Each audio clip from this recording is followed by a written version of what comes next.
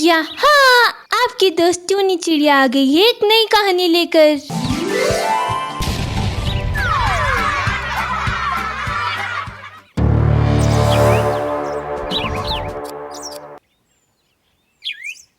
रीना सुबह सैर पर निकली तो पाया वही अधेड़ उम्र शख्स आज भी उसे अपलक घूर रहा था। जहाँ एक और उसके हम उम्र पुरुष योगा करने में व्यस्त थे, वो बिना किसी झिझक के एकटक उसे देख रहा था। रीना ने गुस्से में कहा, पिछले एक हफ्ते से उसे अनदेखा कर रही हूँ, लेकिन आज उसका मुझे देखकर रहस्यमय मुस्कान बिखेरना नाकाबिले बर्दाश्त हो रहा है। अभी इसकी अकड़ निकालती हूँ। रीना बड़बड़ाती हुई पैर पटकती उस आदमी के सामने जा खड़ी होती है। प्रॉब्लम क्या है आपकी? क्यों मुझे घूरते रहते हो? भाई अच्छी लगती हैं आप मुझे, कोई गलत इरादा नहीं है, बस देखने को जी चाहता है तो देख लेता हूँ। शर्म नाम की चीज ही नहीं है, ना तो अपनी उम्र का ख्याल है न मेरी, बेशर्म कहीं का। रीना एक शादीशुदा महिला थी जिसकी उम्र 30-32 साल के आसपास थी। इस उम्र में किसी 50 साल के आदमी की उसे देखकर ऐसी छिछोरी हरकत करना उसकी समझ से बाहर हुआ जा रहा था। पता नहीं क्या जमाना आ गया है, जब हमारी उम्र की महिलाएं अपने ही मोहल्ले में सुकून से आ जा नहीं सकती तो छोटी बच्चियों को कितनी परेशानी होती होगी। रीना बात को ज्यादा आगे नहीं बढ़ाना चाहती थी, इसीलिए उसे इग्नोर करने के लिए रीना अपना रास्ता ही बदलने का इरादा कर लेती है। अगले दिन वो कॉलोनी के पीछे वाले पार्क में वॉक पर निकल जाती है। अरे, ये आदमी यहाँ भी पहुँच गया। ये तो यहाँ पर भी खड़ा होकर एकटक मुझे ही घूर रहा है। इस बार इसे देखकर गुस्सा नहीं आ रहा है, अजीब सी सिहरन हो रही है। डर से पैर कँपकँपा रहे हैं। आखिर क्यों मेरे पीछे पड़ा है? अभी तक तो मैं इसे कोई सिरफिरा आदमी समझ रही थी, लेकिन आज गौर से देखने पर याद आ रहा है कि पिछले एक हफ्ते से ये मुझे इसी ड्रेस में दिखाई दे रहा था। मैली सी सफेद कमीज और पाँव में टूटी चप्पल, पैंट भी मटमैले से रंग की, ऊपर से बड़ी बड़ी भटेरे जैसी बदसूरत आंखें और दागदार काला बदसूरत चेहरा। कितना भयानक सा है ये। रीना ने उसे देखकर अपनी चाल तेज कर दी थी। वो तेज कदमों से चलते हुए जल्द से जल्द वहाँ से अपने घर पहुँचना चाहती थी। थोड़ा आगे जाकर हिम्मत करके रीना ने फिर से मुड़कर देखा तो पाया वो ठीक उसके पीछे ही था। तुम मेरे पीछे पीछे? मेरा मतलब है कि मेरे पीछे क्यों चल रहे हो? रीना की बात का जवाब न देकर अभी भी वो आदमी ढीठता से उसे घूर रहा था। रीना अब और भी ज्यादा घबरा गई थी। वो अपनी गति बढ़ा देती है और लगभग दौड़ते हुए वो घर पहुंच जाती है। नवंबर की ठंडी सुबह में भी रीना पसीने से तरबतर हो रही थी।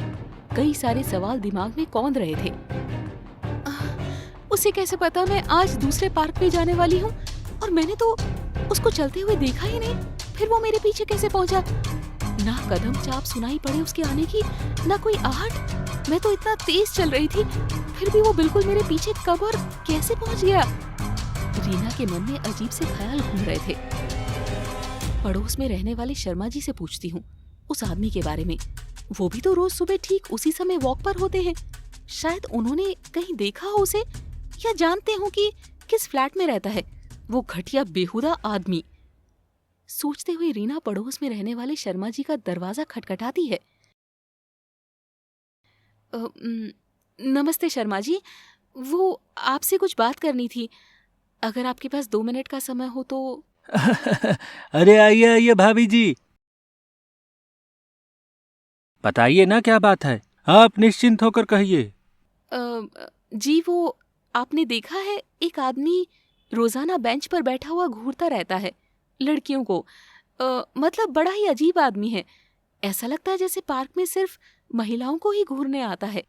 अरे भाभी जी, कैसी बात कर दी आपने। अगर ऐसी कोई बात होती तो मेरी नजर से कैसे छिप जाती। कौन से आदमी की बात कर रही हैं आप? अरे मैंने तो ऐसा कोई आदमी नहीं देखा। पार्क में तो सभी कॉलोनी वाले ही होते हैं। आप शायद भूल रही हैं, outsiders are not allowed in this park. Sharma ji की बात सुनकर रीना थोड़ा असहज हो जाती है। शायद मुझसे ही भूल हुई होगी, माफ कीजिएगा। रीना शर्मा जी के यहाँ से बाहर निकल आती है।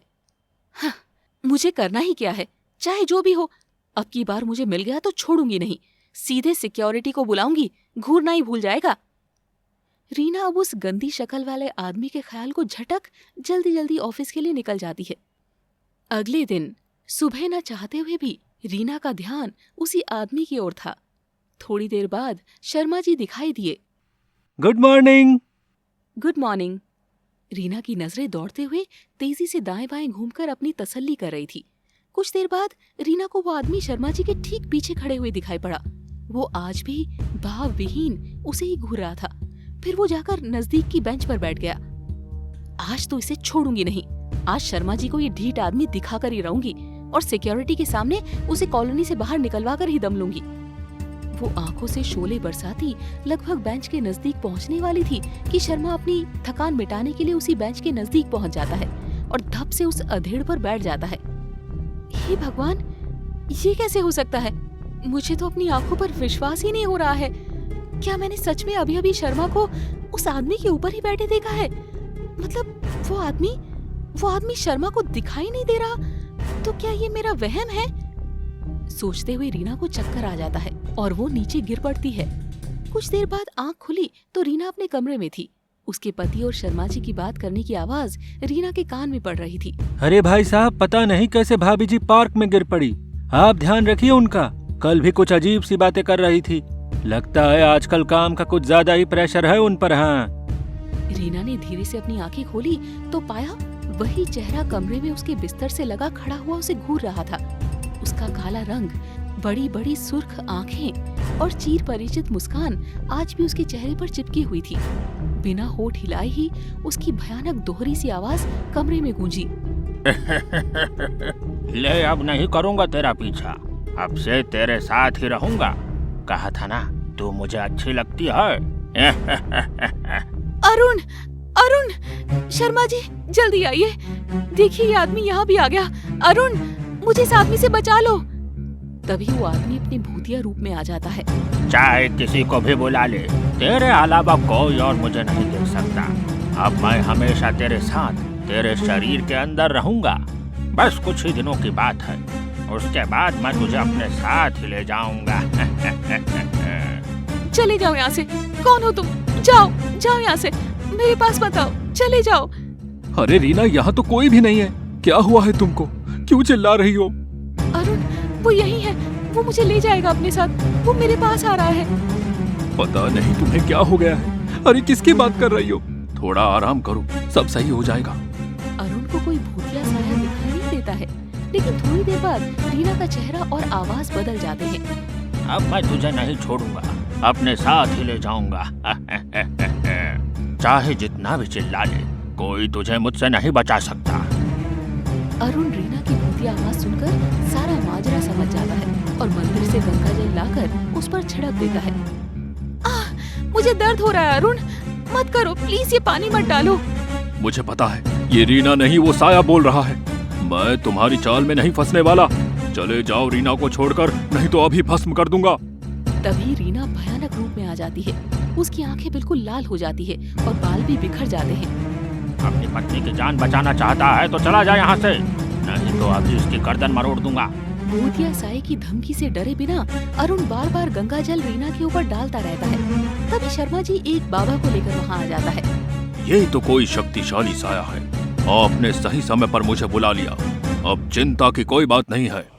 इसके बाद बाबा एक ताबीज रीना के गले में बांध देते हैं और अपने मंत्रों की शक्ति से उस साये को पकड़कर एक बोतल में बंद करके अपने साथ ले जाते हैं।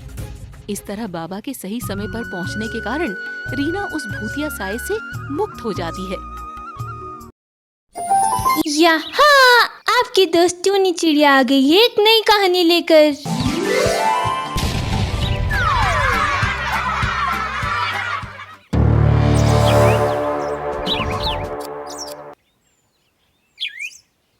चुड़ैल माँ का बेटा।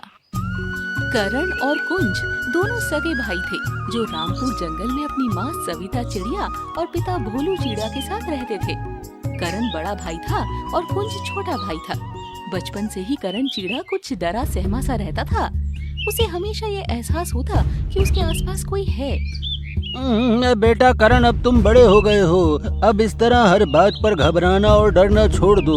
अगर तुम इसी तरह से डरते रहोगे तो उसका असर तुम्हारे छोटे भाई पर भी पड़ेगा। नहीं नहीं पिताजी, मैं बेवजह नहीं डरता हूँ। न जाने क्यों मुझे ऐसा लगता है कि मेरे आसपास कोई साया सा लहरा रहा है। बेटा ये तुम्हारे मन का वहम है। देखो तुम्हारी माँ तुमसे और तुम्हारा भाई कुंज से कितना प्यार करती है।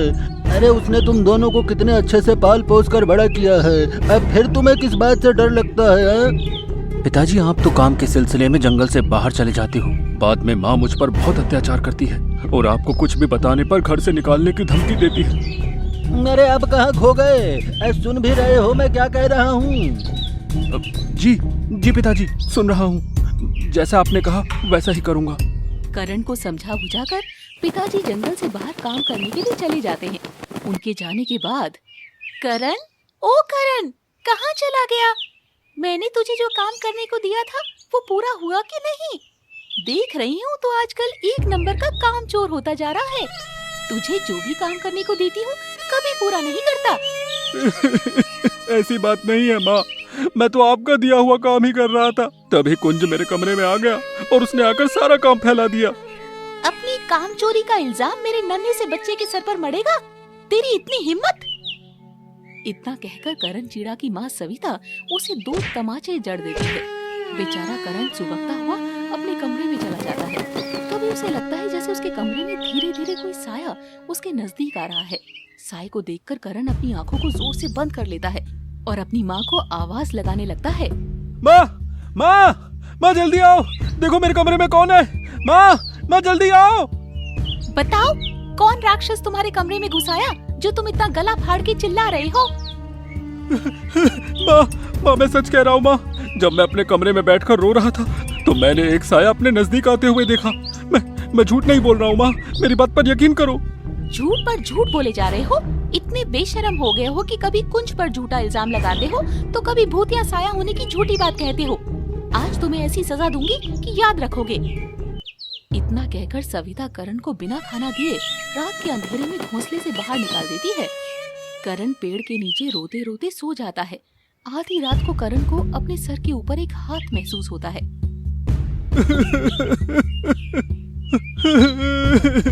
कौन हो आप? कहीं आप सचमुच में चुड़ैल तो नहीं हो? दूर रहो मुझसे, कोई बचाओ मुझे।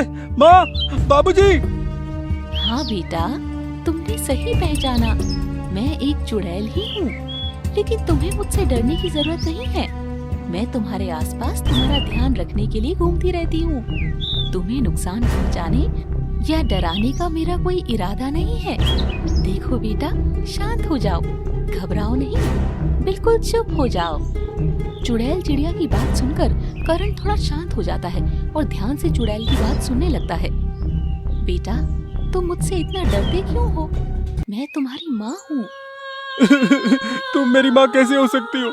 मेरी माँ तो घर के अंदर सो रही है। अरे उन्होंने ही तो मुझे मार पीट कर घर से बाहर निकाला है। अगर वो सच में तुम्हारी माँ है तो बताओ, फिर उसने तुम्हें ही क्यों घर से बाहर निकाला? तुम्हारे छोटे भाई के साथ तो वो कभी ऐसा व्यवहार नहीं करती। माँ कहती है कि मैं बड़ा हूँ, इसीलिए मुझे घर के काम करने चाहिए और अपने छोटे भाई कुंज का ध्यान रखना चाहिए, इसीलिए माँ मुझसे घर के काम करवाती है। तू बहुत भोला है रे करण। वो सविता तेरी सगी माँ नहीं है।